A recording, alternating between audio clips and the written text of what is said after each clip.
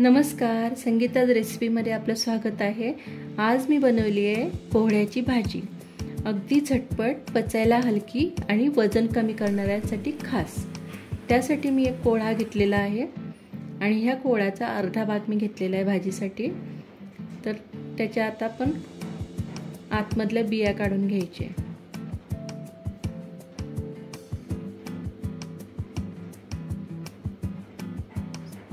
तर कोहळा हा शरीराला थंडावा देणारा असं फळभाजी आहे आणि डायबिटीजसाठी खूप फायदेशीर आहे। तर आता पूर्ण साल बिया काढून घेतलेल्या आहे आणि आता मी सालीसकट याचे काप करून घेत आहे। आता काप करून घेतलेले आहे आणि आता त्यासाठी लागणारे साहित्य बघून घ्या। थोडासा गूळ घेतला आहे, चिंच, 1 चमचा मेथी, 4-5 लसणाच्या पाकळ्या, अर्धा इंच आलं, 4-5 हिरव्या मिरच्या आणि लाल मसाला आणि चवीनुसार मीठ। तर आता आपण भाजी करायला घेऊ। त्यासाठी मी गॅसवर कढई ठेवली, त्यामध्ये 2 पळी तेल घालून घेते। तेल छान तापलंय, आता आपण फोडणी देऊन घेतोय मोहरी आणि जिरं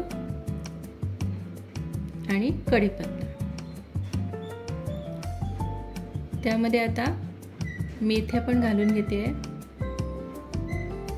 आले लसणाची पेस्ट आणि मिरच्या। तर छान असं आपल्याला हलवून घ्यायचं आहे। यामध्ये आता 1 चमचा हळद आणि घेतलेला लाल मसाला टाकून असं छान फिरवून घ्यायचं।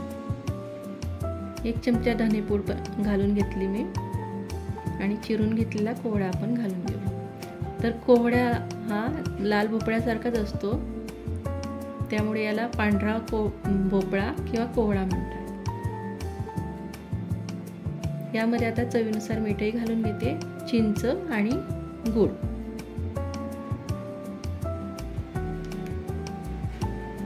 आणि आता शिजेल इतपत आपण थोडंसं पाणी घालून घेतलं, यामध्ये जवळपास अर्धा ग्लास। आणि आता याला झाकण ठेवून याला शिजू देऊ।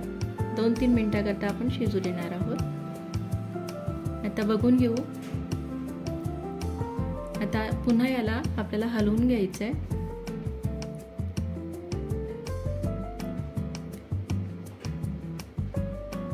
आणि याला झाकण ठेवून पुन्हा शिजू द्यायचं आहे। आता बघून घेऊ, आपली भाजी छान शिजून तयार झालेली आहे।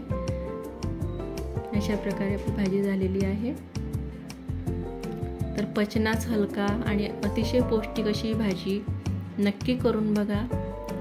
अशाच साध्या सोप्या रेसिपींसाठी आपल्या चॅनलला सबस्क्राईब करा, लाईक करा, कमेंट करा। धन्यवाद।